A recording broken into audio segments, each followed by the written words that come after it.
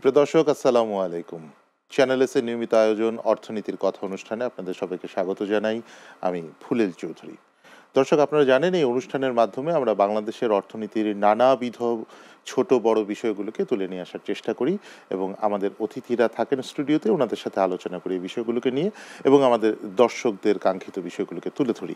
আমাদের সাথে আজকে স্টুডিওতে উপস্থিত আছেন আমাদের আজকের অতিথি প্রফেসর এ কে এনামুল হক। আপনাকে স্বাগত আমাদের আজকের অনুষ্ঠানে। জনাব প্রফেসর এ কে এনামুল হক, উপাচার্য, ইউসিএসআই বিশ্ববিদ্যালয়। Thank you sir. আপনি শ্বেতপত্র কমিটিতেও আছেন। আমরা দেখেছি যে বর্তমান সময়ে গত বছর কাজ শুরু হয়েছিল, শ্বেতপত্রের একটা খসড়া কিছু কাজ হয়েছিল, তারপরে সম্ভবত সামনে একটা পূর্ণাঙ্গ রিপোর্ট আসতে যাচ্ছে। শ্বেতপত্র নিয়ে যখন প্রকাশ হয়েছিল খসড়াটা, তখন আমরা দেখেছিলাম যে বিগত সরকারের আমলে আসলে কোথায় কত টাকা পাচার হয়েছে, দুর্নীতি হয়েছে, চুরি হয়েছে, লুট হয়েছে বিভিন্নভাবে, ওই বিষয়গুলোকে নিয়ে আসা হয়েছিল।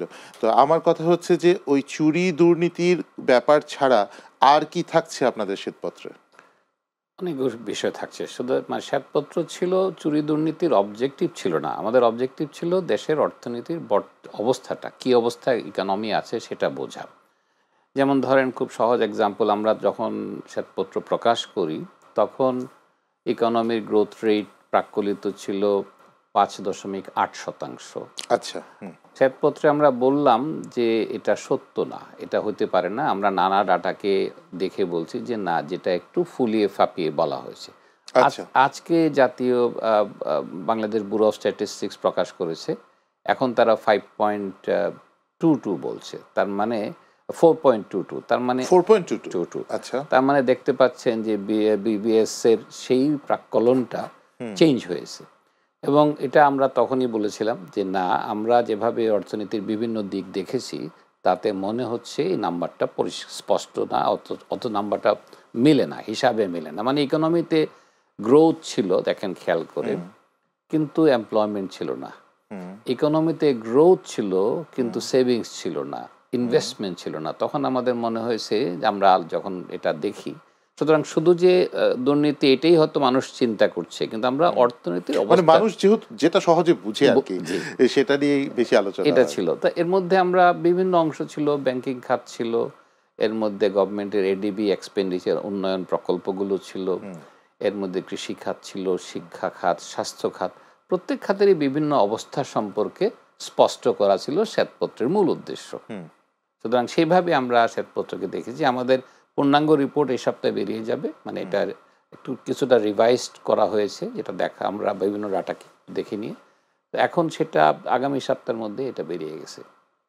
আচ্ছা, আপনি বলছিলেন শ্বেতপত্রের উদ্দেশ্য হচ্ছে অর্থনীতির সামগ্রিক অবস্থাটাকে তুলে নিয়ে আসা এবং বিভিন্ন খাতের কথা বলছিলেন। তো রিপোর্ট যখন আসবে তখন তো আমরা স্পেসিফিক জানতে পারবো অনেক কিছু। আমাদের প্রায় 23টা চ্যাপ্টার আছে, প্রত্যেকটা মানে অনেকগুলো অংশ নিয়ে আলোচনা হচ্ছে। আমরা 13 জন লোক ছিলাম এবং 13 জন লোকের বিভিন্ন জন বিভিন্ন দায়িত্বে ছিলেন। এনার্জিটা ছিল একটা অংশ, বা এডুকেশন বললাম, হেলথ বললাম, প্রাকৃতিক মানে পরিবেশ ছিল একটা অংশ। এরকম প্রত্যেকটা অংশ নিয়ে আমাদের আলোচনা ছিল, বোঝার অবস্থা ছিল যে কী অবস্থা দেশের অর্থনীতিতে।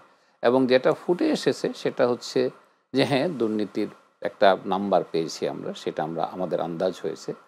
এবং সেটা ছাড়াও যেমন ধরেন এগ্রিকালচার একটা ভেরি ইন্টারেস্টিং অংশ। দেশের অর্থনীতিতে এগ্রিকালচারের অবদান ছোট করা যাবে না, এবং অর্থনীতিতে এগ্রিকালচারের অবস্থা খারাপ হলে দেশের অর্থনীতি খারাপ হয়। এবং খাতেও আমরা দেখেছি যে একদিকে এগ্রিকালচারের যে নাম্বারগুলো এসছে সবগুলো স্পষ্ট ছিল না।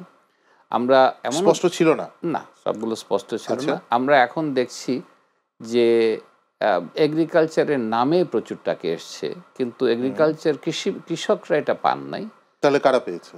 ভুলে যাবেন না, আমরা আগের যে পুলিশ চিফ ছিলেন তার খামার বাড়ির কথা জানি। তার মানে আপনি এবং যতজন বিরাট করে আমরা পত্রিকায় রিপোর্ট দেখেছি, এবং আপনারা যতজন এমপি দেখবেন, অধিকাংশ এমপির গ্রোথ, ইনকাম গ্রোথটা সব খামারের মাধ্যমে হয়েছে।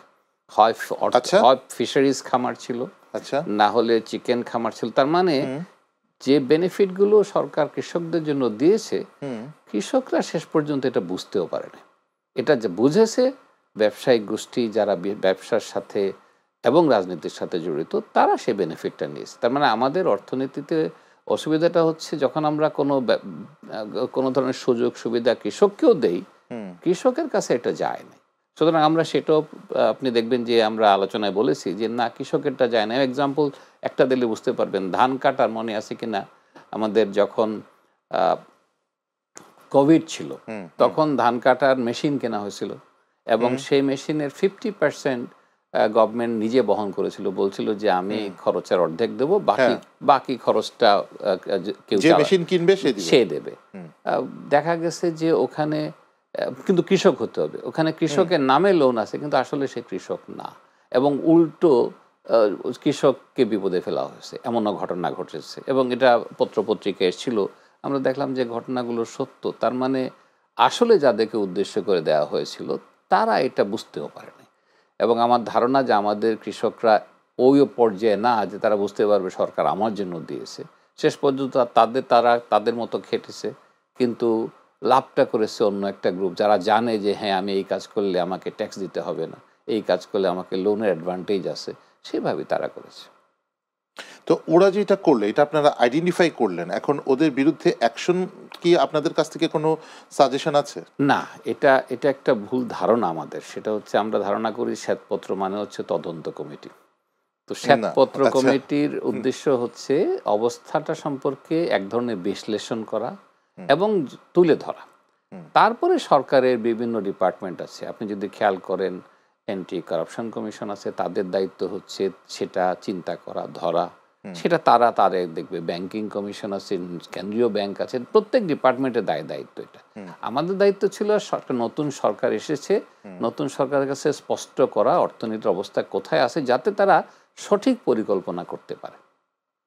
আচ্ছা, তাহলে সার্বিক পরিস্থিতি আপনারা যা দেখেছেন, এই কৃষি খাতে যেমনটা দেখেছেন, অন্যান্য খাতেও অবস্থা অনেক ক্ষেত্রেই অনেক এমনটা দেখেছেন। ক্ষেত্রেই তাই ছিল, যার জন্য আমরা বলেছি যে ব্যাংক লুটপাটের কথা, যে ব্যাংকের হ্যাঁ, এটা আমরা অনেক বারবার কথা অনেক বলেছি, আলোচনা আমরা করেছেন, বিভিন্ন ব্যাংকের গণমাধ্যমে কথাটা বলেছি। জি। পেয়েছেন। আমরা ইভেন শিক্ষা খাতেও যদি খেয়াল করেন, শিক্ষা খাতেও ওই অগ্রগতিটা ধরা পড়ে নাই, যার ফলে আপনি যদি খেয়াল করেন অনেক জায়গায় আমরা এমনও পেয়েছি, বিভিন্ন জনের আলোচনায় এসছে, হুম শিক্ষকরা বলেছেন যে আমরা আসলে রেজাল্ট বলে দেওয়া হয়েছে এত পার্সেন্টের নিচে যেন এ না পায়। সো এটা তো অবস্থাটা, তার মানে আমরা যারা ছাত্রদেরকে মানে পরীক্ষা যেটা যে ছাত্ররা দিচ্ছে ওদের রেজাল্টের মিনিমাম পার্সেন্টেজ বলে দেওয়া একটা হয়েছে রেজাল্ট থাকতে হবে। থাকতে হবে, সেটাও আমরা শিক্ষকদের কাছে তো একটা অভিযোগ মানে পেয়েছি। ওই পার্সেন্টেজে হাউ কাম, কিভাবে দিয়েছেন ওনারা, নাম্বার দিয়েছেন কিভাবে? তাদেরকে বলা হয়েছে আপনি খাতা দেখবেন, এত পার্সেন্ট মার্কস দিবেন এ পাওয়ার জন্য। এই যে অবস্থাটা, এটা এটা কিন্তু আমরা যখন দেখেছি তো আমরা অবাক হয়েছি, যেটা এইভাবে হওয়ার কথা ছিল না। এবং কেন যেন আমি এখনও মনে করি যে আমরা আসলে ওই সমস্ত জায়গা থেকে বেরোবার মানসিকতা এখনও আসে নাই। আমি আলোচনাটা বললাম এই কারণে, গত কয়েকদিন আগে আমি সিলেটে এক শিক্ষকের আলোচনায় শুনলাম, উনিও একই কথাই বললেন যে আমাদেরকে এইভাবে বলে দেওয়া হতো খাতা দেখার সময় যে এত পার্সেন্ট এ দিতে হবে, না হলে ঠিক হবে না। সিলেট থেকে উনি বললেন যে আমাদেরকে বলা হয়েছে, সিলেট যেহেতু মন্ত্রী তখন সিলেটের ছিলেন শিক্ষামন্ত্রী, হুম উনি বলছেন যে তোনার জায়গাটা থেকে রেজাল্ট খারাপ দেওয়া ঠিক হবে না। এইভাবে তো দেশের হওয়ার কথা ওনার না। জায়গাটা থেকে রেজাল্ট খারাপ দেওয়া ঠিক হবে না, কিন্তু ঠিক হবে। ওনার জায়গাটা শিক্ষা ব্যবস্থার কি হয়েছে, সেটা নিয়ে কেউ চিন্তিত, স্টুডেন্টদের পড়ানো হয়েছে সেটা নিয়ে কিনা, কেউ চিন্তিত স্টুডেন্টদের না, কতটুকু কেয়ার করা হয়েছে। সেটা নিয়ে কেউ চিন্তিত না। দ্যাট ইজ আমার কাছে মনে হচ্ছে আমাদের যদি কিছু শিক্ষণীয় হয়, এবং আমার কাছে এখন অনুধাবন হয় যে আমরা আসলে সবাই যার যার চিন্তা করছি, মানে মন্ত্রীর জায়গা থেকে চিন্তা করছেন, দেশ নিয়ে চিন্তা করেন নাই। এবং এটা এখনও সত্য, না হলে এই সরকার আসার পরে হুম 150-60-এর কাছাকাছি আন্দোলন, হুম যতটা আন্দোলন দেখেন, হুম প্রায় প্রত্যেকটা আন্দোলন কিন্তু যার যার স্বার্থে, নিজের স্বার্থ, দেশের স্বার্থ চিন্তা করে আন্দোলন করে নাই। সবারই মনে হয়েছে যে তা যে আন্দোলন যখন করে তখন তো বেসিক্যালি ওখানে নিজের স্বার্থ থাকতেই হবে, তা না হলে তো কেউ ওখানে ট্রু, আন্দোলনে কিন্তু যাবে না। সেখানে আরেকটা ফ্যাক্টর আছে, সেটা হচ্ছে এভাবে চিন্তা করেন যে তারা আন্দোলনটা করছে এমন এক সময়ে যখন সরকার কিন্তু তত্ত্বাবধায়ক বা ইন্টারিম সরকার, এই সরকার কিন্তু সব সলভ করতে পারবে না, তার ক্ষমতার বাইরে। কিন্তু সবার মনে হচ্ছে যে এরকম একটা সরকারকে চাপ দিয়ে যদি আমি আদায় করে ফেলতে পারি, তাইলে আমি পেয়ে গেলাম।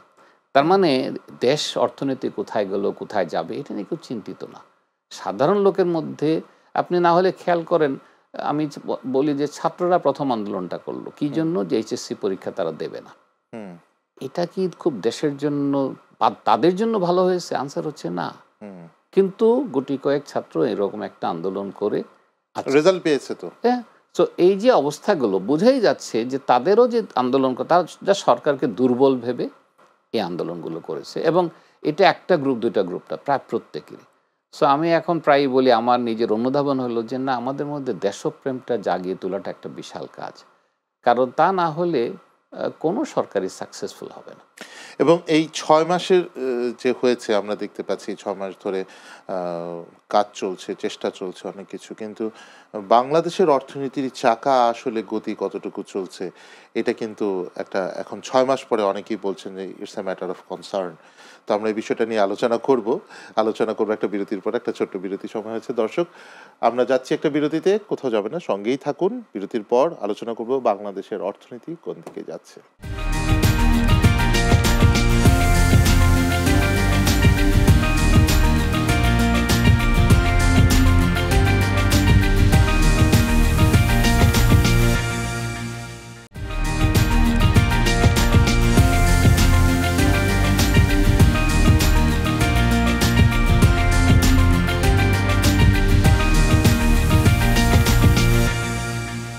সুপ্রিয় দর্শক, বিরতির পর আবারও স্বাগত অর্থনীতির কথা অনুষ্ঠানে। আমরা আলোচনা করছিলাম শ্বেতপত্র প্রকাশ হতে যাচ্ছে সামনে, শ্বেতপত্রে কি কি বিষয় উঠে এসেছে, এবং আমাদের আজকের অতিথি যিনি আমাদের সাথে উপস্থিত আছেন, professor doctor A K Enamul Haque, উনি উপাচার্য ইউসিএসআই ইউনিভার্সিটি। আমরা আলোচনা করছিলাম যে শ্বেতপত্র সামনে প্রকাশিত হতে যাচ্ছে এবং সেখানে আপনারা কাজ করেছেন, আপনারা খুঁজে পেয়েছেন নানা রকম অনিয়ম, দুর্নীতি, লুটপাট, অনেক কিছু, সেই জিনিসগুলো সেখানে আসবে।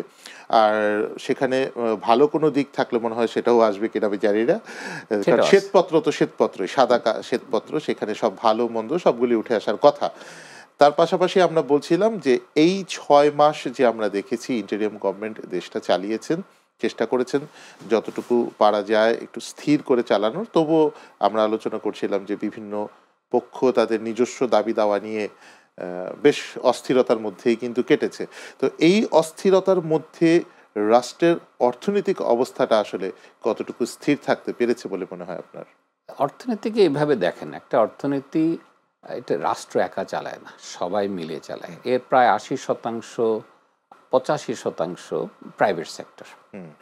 এখন যদি আমরা সবাই যেভাবে সরকার গত 6 মাসে ফায়ার ফাইট করে গেছে, বেশির অগ্নি নির্বাপনের কাজ করে গেছে, এখানে আন্দোলন ওখানে আন্দোলন, তাতে আপনি যদি ইনভেস্টার হন, আপনি কি ইনভেস্ট করবেন? আনসার হচ্ছে না। তার মানে এরকম অবস্থা যদি চলতে থাকে, যারা বিনিয়োগকারী তারা চুপচাপ বসে থাকবে। দেশি বিনিয়োগকারী, বিদেশের কথা বাদই দিলেন। বিদেশি বিনিয়োগ কি এসেছে 6 মাসে? না, এই কোনো আসার সম্ভাবনা নাই, কারণ আসবে না, কারণ আসবে না। এবং তারা চিন্তা করবে কিছু আসবে, যাদের বিজনেস এখানে আছে তার সাথে কিছু আসবেই, সেটা অন্য জিনিস, কিন্তু বড় ধরনের বিনিয়োগ কেউ করবে না। সবাই অপেক্ষা করবে অর্থনৈতিক কোন দিকে যাচ্ছে, রাজনৈতিক পট পরিবর্তন কোথায় যাবে সেটার জন্য। সুতরাং আমরা যখন বলি অর্থনীতির কথা, আমাদের মাথায় রাখতে হবে অর্থনীতি একা চলে না। রাজনৈতিক পরিবর্তন যদি হয়, সেটার একটা দিক না দেখা পর্যন্ত ব্যবসায়ীরা বলেন, যারা বিভিন্ন ইনভেস্টাররা বলেন তারা বসে থাকবে এবং এটির কারণেই অর্থনীতির অবস্থাটা কিছুটা স্থবির। এখানে যা চালাচ্ছে সেটা হচ্ছে আমাদের সেবা খাত, কিছুটা আমাদের ম্যানুফ্যাকচারিং সেক্টর, গার্মেন্টসে এবারও দেখলেন যে কিছুটা নতুন অর্ডার এসেছে, এবং গ্লোবালি যে পরিবর্তনটা আসছে তাতে বাংলাদেশে কিছু অ্যাডভান্টেজ আছে গার্মেন্টসে, বিশেষ করে গ্লোবালে যেহেতু ট্রাম্প সাথে অনেকগুলো টেরিফ ওয়াল তৈরি হচ্ছে, অ্যান্টি চাইনিজ, ওটা দেখে সেখানে বাংলাদেশ কিছু বেনিফিট পাবে, কিন্তু এর বাইরে নতুন ইনভেস্টমেন্ট এখন হবে না। তৃতীয়ত আরেকটা প্রবলেম আছে, সেটা ইন দ্য মিন টাইম গার্মেন্টসের কথাটা যেহেতু এসেছে, আমরা দেখেছি কিন্তু যে গত 6 মাসে প্রচুর গার্মেন্টসে আনরেস্ট হয়েছে, সেখানে শ্রমিকরা বেতন আর কিছুই না, ওরা বেতন চাচ্ছে, সবার একই অবস্থা, ঠিকমতো অর্ডার পাচ্ছিল না। এখন হয়তো বা কিছু আসছে বলছেন, মাঝখানে অর্ডার পাচ্ছিল না, বেতন পাচ্ছিল না, এই নিয়ে প্রচুর আনরেস্ট ছিল। এবং এটাও পরিষ্কার, কারণ এই আনরেস্টগুলো হওয়াতে সবাই চুপচাপ বসে আসছে। যারা ইনভেস্টার ছিল তারা ভাবছে যে অপেক্ষা করি, এটা একটা ফ্যাক্টর। এবং ইকোনমি মুভ, এই জন্যই বললাম যে ইকোনমি সরকার মুভ করতে পারে না ওভারঅল, ব্যাংক যখন ডুবে আছে তখন ব্যাংক টাকা দিতে পারবে না, অনেকের ব্যাংকের অ্যাকাউন্ট থেকে টাকা উঠাতে পারে নাই। এই অবস্থা যদি থাকে তখন ইকোনমিতে সাধারণভাবে আপনি আশা করবেন না, মানে সরকার বললেও কেউ কিছু করবে না, চুপচাপ বসে। তার সরকারের ক্ষমতা 15%, সরকারের বাজেটারি ক্ষমতা পুরো ইকোনমির মাত্র 15%। অতএব সেখানেও সরকারের অসুবিধা হয়েছে, ট্যাক্স ইনকাম যেটা বলা হচ্ছিল এটা হয় নাই, সুতরাং সরকার বিপদে আছে। এই অবস্থায় আমি আশা করি না এই মুহূর্তে ইকোনমি মুভ করবে। এটা মুভ করতে গেলে সময় দিতে হবে আরও কিছুদিন, এবং এর মধ্যে সরকার যে খুব ভালো থাকবেন তা না, কারণ অর্থনীতির এমন অবস্থায় সবাই বেতন চাইবে, প্রত্যেকটা সেক্টর এমপ্লয়মেন্ট গ্রোথ চাইবে। এবং ভুলে যাবেন না, পুরা সরকার পরিবর্তনের মূলে ছিল কোটা আন্দোলন, সেটা কিন্তু এমপ্লয়মেন্ট নিয়ে। মানুষ চাকরি পাচ্ছে না, সরকারি চাকরি ছাড়া কোনো কাজ নাই। গত 10-15 বছরে একটা দিকে আমরা ছিলাম, অর্থনীতি মুভ করেছে, গ্রোথ রেট ভালো ছিল মোটামুটিভাবে, কিন্তু জব আসে নাই, মানুষের এমপ্লয়মেন্ট বাড়ে নাই। এই যে অবস্থা, এই অবস্থা থেকে উত্তরণ করার একটাই রাস্তা, সেটা হচ্ছে বিনিয়োগ বাড়ানো। সে বিনিয়োগ বাড়াতে গেলে একটা স্থিতিশীল অর্থনীতি এবং রাজনৈতিক দিকে যেতে হবে, না যাওয়া পর্যন্ত ইনভেস্টমেন্ট হবে না। সুতরাং আমি সেই ভয়টা দেখছি। সরকারের সিনসিয়ারিটির তো অভাব নাই, যতই বলুক সরকার যে আমি এটা চাই, এটা বিনিয়োগকারীরা করতে চাইবে না। এই অবস্থাটা আমাদের জন্য খুব ভালো না। সেজন্য আমার মনে হচ্ছে যে সরকারের দিক নির্দেশনা দেওয়া উচিত যে আমি মোটামুটিভাবে এই হচ্ছে আমার টার্গেট, আমি এদিকে যাব। কারণ সরকার যতটা অনিশ্চয়তা তৈরি করবে, যত বেশি অনিশ্চয়তার দিকে অর্থনীতি ধাবিত হবে, তত বেশি বিনিয়োগ অপেক্ষা করবে। কিন্তু একটা জিনিস বলি, বাংলাদেশের জনগণের প্রেক্ষাপট থেকে বলি, যারা অর্থনীতির তেমন কিছু বোঝেন না, জনগণের একটা পার্সপেক্টিভ ছিল যে ডক্টর মোহাম্মদ ইউনূস যখন এসেছেন প্রধানমন্ত্রী চেয়ার, মানে প্রধান চেয়ারে, রাষ্ট্রীয় প্রধান চেয়ারে, তো ওনার যে আন্তর্জাতিক একটা অ্যাকসেপ্টেন্স আছেন, ওনার যে আন্তর্জাতিক মানুষের কাছে পরিচিতি আছেন, সেই জায়গা থেকে প্রচুর ফরেন ইনভেস্টমেন্ট আসবে, এফডিআই আসবে, মানে বিদেশিদের একটা আনাগোনা বাংলাদেশে তৈরি হবে। কিন্তু এই 6 মাসে আপনি যেটা বলেছেন, এই বাস্তবতার প্রেক্ষাপটে তেমন কিছু দেখা যায়নি। আমার মনে হয় এটা এক ধরনের এক্সপেকটেশন, মানুষ ভাবছে। কিন্তু কথাটা হচ্ছে, কোনো ব্যবসায়ী কি একটা অনিশ্চিত অর্থনীতিতে ইনভেস্ট করবে? আনসার হচ্ছে না। তারা ভাবছে যে প্রফেসর ইউনূস থাকলে আমার ভরসা আছে। কিন্তু যে ইকোনমিতে গত 6 মাসে 150-160-160-এর মতো আন্দোলন হয়েছে, তার মানে সে তো এটাও দেখছে নাকি দেখছে না, সে দেখছে। আজকেও দেখেন, খেয়াল করে প্রত্যেক দিন শাহবাগে কিছু না কিছু হচ্ছে। যে ইনভেস্ট করতে যাবে সে বলবে যে আমি ঢাকা শহরে এপাশ থেকে ওপাশে যেতে পারছি না, প্রতিদিন রাস্তাঘাট বন্ধ। তো এরকম অবস্থায় আপনি ভরসা থাকলেও পারবেন না। এটা হচ্ছে একটা। প্রফেসর ইউনূস আসাতে যেটা হয়েছে সেটা হচ্ছে রেমিটেন্স বেড়েছে, মানুষজন মনে করছে দেশে টাকা পাঠানো নিরাপদ, এটা একটা। উনি আসাতে আমাদের ফরেন এডের কিছু পরিবর্তন আসছে, অনেকগুলো ক্ষেত্রে আমরা ছাড় পেয়েছি। সো এইটুকু হয়েছে, কিন্তু বাকিটা করতে গেলে তো উনি একা পারবেন না। আমি তো আগেই বললাম যে সরকারের ক্ষমতা ইকোনমির 15%, এর বেশি তো বাজেট নেই। বাজেটই হচ্ছে আমাদের জিডিপির 15%। 85% বেসরকারি খাত। বেসরকারি খাতকে মুভ করতে গেলে আস্থার অর্থনীতি তৈরি করা উচিত। বলতে হবে, কোনো অনিশ্চয়তাটাকে স্পষ্ট রাখতে হবে যে আমি এটা করব, এটা করব না।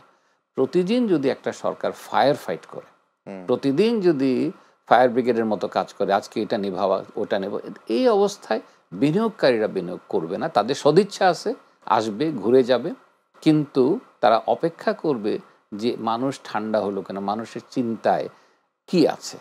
দেখেন, এভাবে চিন্তা করেন, যখন বেশ আগের ঘটনা, অর্থনীতির সংকটে কোরিয়ান অর্থনীতি যখন ধসে পড়লো, সাউথ কোরিয়ার কথা বলছি, তখন তাদের জনগণ কি করলো? এরকম অবস্থায় নিজেদের সোনাদানা সরকারকে দিয়ে দিল, দিয়ে বলল যে তোমরা অর্থনীতিকে রক্ষা করো। এই ছিল কোরিয়ান জনগণের রিয়াকশন। আমাদের কাছে আমরা কি করছি? আমরা এরকম অবস্থা, আমরা জানি যে সরকার যে খুব বিপদে আছে, এই সেন্সে ফায়ার ফাইট করছে, কিন্তু প্রতিদিন নতুন করে আন্দোলন আসতেছে। এই সুযোগে আমার সুবিধাটা নিয়ে নেই, আমার সুবিধাটা নিয়ে নেই। আমি মনে করি, আমি এই জন্য প্রায়ই এখন উচ্চারণ করছি যে না, দেশপ্রেমটা কোথায় গেল? আমরা যে কারণ এই আন্দোলনটা দেশপ্রেমের আন্দোলন, এই আন্দোলনটা দেশপ্রেম দেখে আন্দোলন, কিন্তু তা মনে হচ্ছে না। এখন মনে হচ্ছে প্রত্যেকে যার যার দিক থেকে নিজেকে দেখছে এবং ভাবছে এই সুযোগ, এই দুর্বল সরকারকে আমি যদি কিছু করতে পারি। এইভাবে করলে তো আপনি ইকোনমিতে কেউ কিছু করতে চাইবে না, বলবে যে না, আমি সুযোগ দেখছি না এখন। আপনার কি মনে হয় গভর্নমেন্টের পক্ষ থেকে মেসেজটা কি থাকা উচিত? মানে এই সরকার যতদিন আছে ততদিন তো এভাবে চলুক, এটা আমরা কেউ চাইবো না। আমরা চাইবো একটু স্থিরতা আসুক, একটু ভালো কিছু হোক। তো কি মেসেজটা যদি গভর্নমেন্টের পক্ষ থেকে মানুষের জনগণের কাছে আসে, আপনি একটু আগে বলছিলেন যে একটা পরিষ্কার মেসেজ থাকা উচিত যে আমরা এটা করতে চাই। মানে সেই জায়গায় কি পদক্ষেপ থাকলে মানুষের আস্থা ফিরবে বলে মনে হয়? দুটো তিনটা ইস্যু। নাম্বার ওয়ান ইস্যু সেটা হচ্ছে যে অর্থনীতিকে আমি কোথায় নেব স্পষ্ট রাখা উচিত। আজকে যদি আমি বলি যে আমি এটা করতে চাই, এটা পারবো না, স্পষ্ট করে দেওয়া। রাজনৈতিকভাবে বলা যে আমি এই আন্দোলনের কোনো দিক আমি দেখব না, কারণ আমার ক্ষমতার বাইরে। কারণ মানুষজনকে বোঝা যে এই মুহূর্তে ফায়ার ফাইট করছি, আমরা ইকোনমিকে ব্যাক করব, অন ট্র্যাক করব, ট্র্যাকের বাইরে ছিল সেটা বলা, এবং সেটা জনগণের কাছে স্পষ্ট করা, এই অ্যাপিলটা সরকারকে রাখা। আর তৃতীয় হচ্ছে রাজনীতির ক্ষেত্রে নতুন সরকার কবে আসবে এটাও স্পষ্ট করা, যে আমি মোটামুটিভাবে এখন প্রধান উপদেষ্টা বলেছেন যে আমি মোটামুটিভাবে কখন চাচ্ছি, এটাকে স্পষ্ট বার্তা করা। বিভিন্ন জন বিভিন্ন কথা মাঝে মধ্যে বলছেন, সেটা না করা। আর সর্বশেষে ইম্পর্টেন্ট কাজ হচ্ছে ব্যাংকিং সেক্টরটাকে পরিষ্কার করা। ব্যাংকিং সেক্টরে যত দুর্বল থাকবে কেউ বিনিয়োগ করতে পারবে না, কারণ বিনিয়োগকারী নিজের পকেট থেকে টাকা খরচ করে না, ব্যাংক থেকে আনে। এখন আমি ব্যাংকে গিয়ে আমার নিজের টাকাই অনেকে পাচ্ছেন না, এই অবস্থায় কিন্তু ইকোনমি দাঁড়াবে না। ব্যাংকিং খাতে যেহেতু এসেছেন, ব্যাংকিং খাতে একটু যদি যোগ করি, যেমন ধরেন যে এই যে দুদিন আগে মুদ্রানীতি ঘোষণা করা হয়ে গেল, সেখানে নীতি সুদ হার বাড়েনি, কিন্তু অন্যদিকে কমেও নি। আবার ব্যাংকের যে সুদ হারটা এই মুহূর্তে, যে ব্যাংকের মানুষ ব্যাংক থেকে বড় করে যেই রেটে, সেটা কিন্তু কম না, 15% অনেক। তো 15% রেটে আলটিমেটলি যখন বড় করতেছে ব্যাংক থেকে নিয়ে, সে যখন তার ব্যবসা চালাচ্ছে, আলটিমেটলি তো এটা মানে তার বিজনেসের কস্ট বাড়াচ্ছে। এখানে আপনার ব্যাংকিং খাতে যদি ইন্টারেস্ট রেটটা একটু কমানো যেত বরঞ্চ, তাহলে মনে হয় আপনি দেখেছেন যে গত বছর ব্যাংকগুলো অনেক লাভ করেছে, অনেকগুলো ব্যাংক ভীষণভাবে লাভ করেছে, যারা প্রত্যাশার বাইরে গিয়ে অনেক মুনাফা অর্জন করেছে। কিন্তু ব্যাংকের মুনাফা অর্জন করিয়ে ব্যবসায়ীদের, জনগণের মুনাফা কমিয়ে কি লাভ হচ্ছে? মানে এটা খুবই আমাদের কাছে মনে হচ্ছে, আমার কাছে, আমি আগেও বিভিন্ন জায়গায় বলেছি এটা বা লিখেছি, সেটা হচ্ছে ব্যাংক অন্যকে টাকা দিয়ে ব্যবসা করার কথা। যাকে টাকা দিল সে ব্যবসা করতে পারলো না, ব্যাংক ব্যবসা করে ফেলছে। তাইলে আপনি যদি ব্যবসায়ী হন, আপনি বলবেন আমার ব্যবসা করার দরকার না, আমি ব্যাংকের মালিক হয়ে যাই। সো এটাই হয়েছে, এবং এটাই আমাদের এখনও ট্রেন্ড। মানে এই যে সরকার পরিবর্তন করার পরেও ব্যাংকের ট্রেন্ডটা তাই। এবং ব্যাংকের অনেক প্রফিট, এগুলো কাগজে প্রফিট, এগুলোকে তারা যেভাবে প্রফিট দেখিয়েছে আমরা অনেকেই জানি যে ঠিক ওই প্রফিটটা এইভাবে না, কিন্তু ডিক্লেয়ার করে ফেলছে আইনের ফাঁক দিয়ে। এখন ব্যাংকিং খাতকে যদি আপনি চিন্তা করেন, যে ব্যাংকিং খাতে নিশ্চয়তা আনাটা খুব ইম্পর্ট্যান্ট। আমরা যেভাবে ব্যাংকিং খাতে অনিশ্চয় করে ফেলছি, আপনি যে কোনো কোম্পানিতে যান, প্রত্যেকটা ব্যাংক আপনাকে এখন টাকা দিতে নিজের টাকা উঠাতে পারছেন না। এই চিন্তাটা থেকে সরকার, প্রত্যেকটা ব্যাংকের অবস্থা তা না, প্রায় হয়তোবা অধিকাংশ ব্যাংকের 10-12টা ব্যাংকের অবস্থা যখন এটাকে এই অনিশ্চয়তা দূর করা উচিত।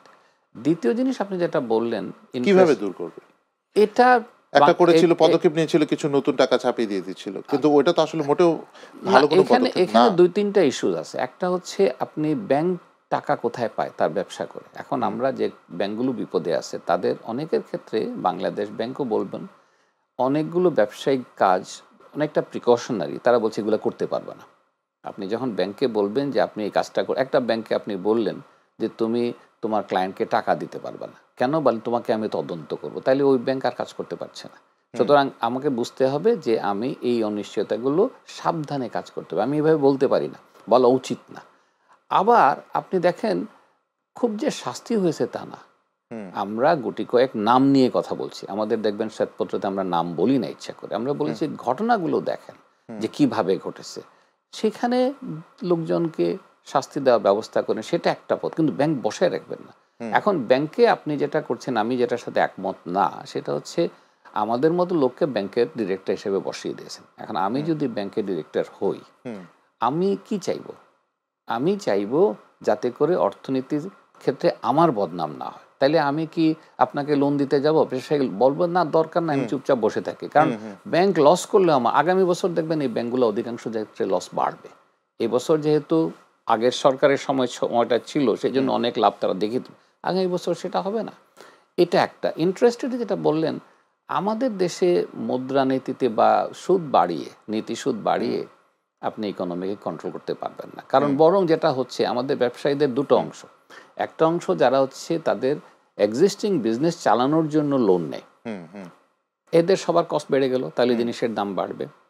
দ্বিতীয় হচ্ছে যে নতুন ইনভেস্ট করবে সে বলবে যে না, এই সুদের হার থাকবে না, তাহলে আমি একটু অপেক্ষা করি, যখন সুদের হার কমবে তখন আমি ইনভেস্ট। তাহলে দেখেন আপনি নিজেই বুঝতেই পারছেন যে এরকম অনিশ্চয়তায় বিনিয়োগকারীরা বসে থাকবে, বলবে যে না আমি এখন কিছু করব না। কেউ যদি এক্সপানশনও করতে চায় সেটাও এখন করবে না, এখন পরে গিয়ে করবে। তার মানে আমাদের পরিস্থিতিটা আসলেই স্থির করার জন্য একটা আমাদের সকলকে এগিয়ে আসা উচিত। এটা সরকার একা পারবে না, ব্যবসায়ীরা এবং স্টেক হোল্ডার এখানে যারা আছে সবাই মিলে এগিয়ে আসতে হবে যে আমরা আমাদের পরিস্থিতিটা আগে স্থির করি, তারপরে আমাদের দেশটা হয়তো আমরা আরেকটু সামনের পদক্ষেপ এগিয়ে নিতে পারবো। অনুষ্ঠানের একেবারে শেষ প্রান্তে চলে এসেছি। আপনাকে অনেক ধন্যবাদ আমাদের সাথে সংযুক্ত হওয়ার জন্য। আমরা অনেকগুলো কথা বললাম। দর্শক, আপনারা যারা আমাদের সাথে ছিলেন আপনাদেরকেও ধন্যবাদ। আমরা অনুষ্ঠানে আজকে শ্বেতপত্র নিয়ে কথা বলেছি।